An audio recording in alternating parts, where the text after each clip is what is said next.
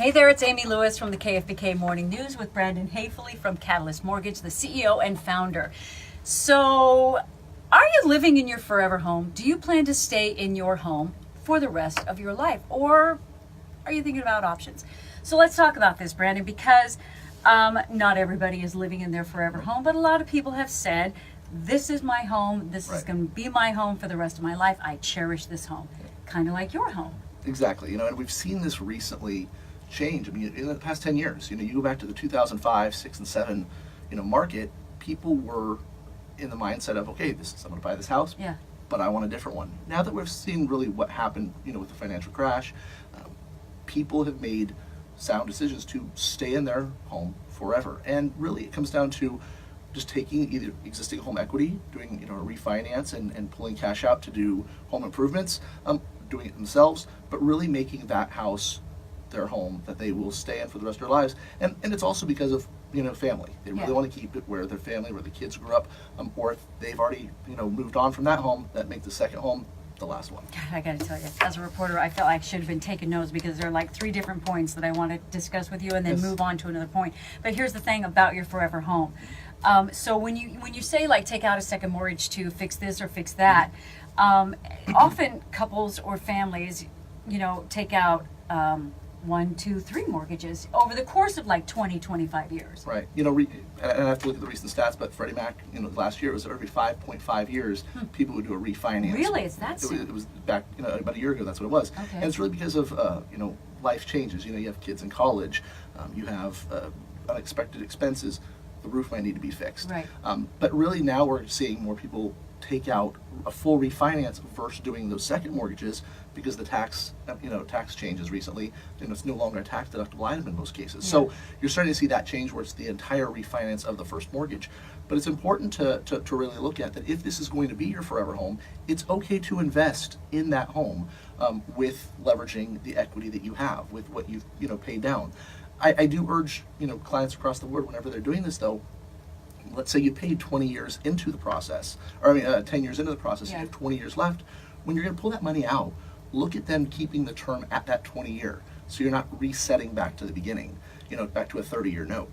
Really make sure that you're trying to keep the payment, and although the payment might go up when you do that, again, have the end goal in mind. This is where we want to be for the rest of our lives. This is what we need to do to make sure the home's paid off. Okay, but let me ask you this. Let's say you have you bought your forever home, you've been in your forever home for 10 years, maybe 15 years. You've got a great career going, you're making a fair amount of money.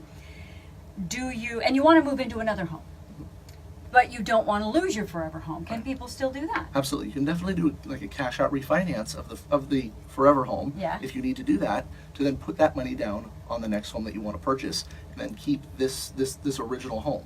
Another option is if you have, if you don't want to touch the equity or don't want to touch that home, there are still even lower down payment assistance programs or down payment assistance options for that next purchase. Yeah. So really it kind of comes into what are your end result, what's your end goal, end game plan, and then look at side by side what's going to be best, for your scenario. The other thing too, Brandon, is that say you have this home that you have cherished for years, but your kids have graduated from college, they're starting their own families, and they've moved out of town. And so, they want to buy their forever home, and what's happening with the younger generation is that they're having trouble finding their forever home or buying it, jumping on it. Exactly, buying an initial home. It's funny, we've had clients that the kids want to buy the parents' home.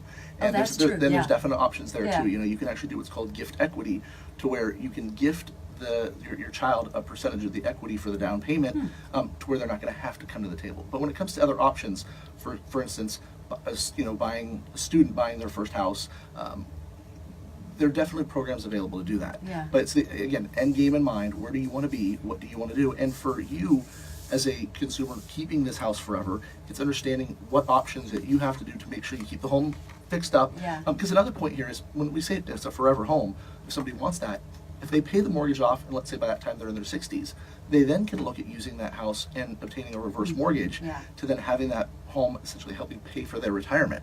And at those options, some people get leery there. Yeah. Because your kids still might want to. My husband gets leery at that one. Well, and your kids still might want to buy, want the house, someday.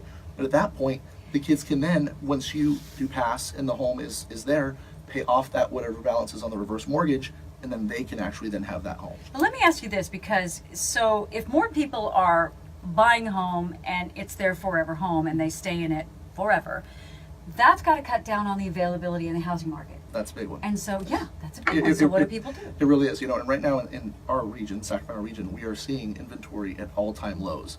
And what that does is one, two things: push people farther out. Yeah. Outskirts. That's We true, see yeah. people go to Up in Lincoln, Auburn. Yeah. Auburn, Olivehurst. But on top of that, we see people leaving the state.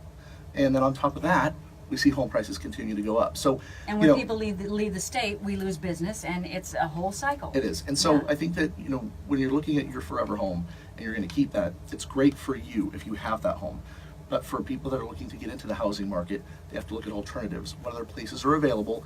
And although if you're a first-time home buyer trying to get into the market, you might have to settle or be in a certain area, or it might not have everything you want. You have to remember, someone else is in their forever home. Right now, you're in your first home.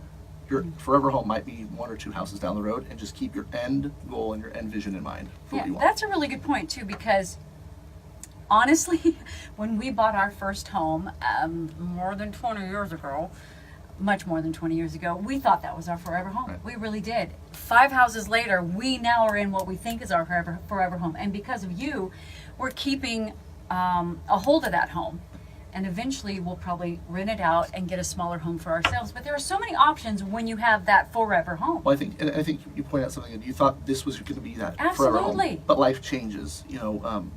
Things happen, and you have to And don't be afraid of change. Exactly, and don't be. Yeah. And know that once you're in a house, every year that goes by, you're building equity, you're building a good position for your family to either move up to a bigger house if you need it, Exactly. or potentially move down, because you might have your kids moving out, where then yes, it is time to move down.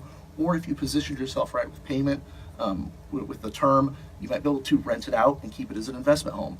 But understand the options, do the research, make sure you know what you have available. Yeah.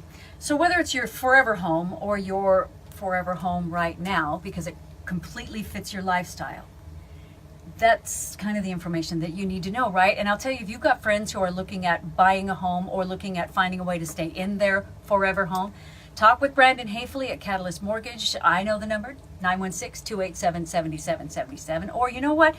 Even send them to the Catalyst Report on their Facebook page, or just go to catalystmortgage.com. You're covered every single way, truly.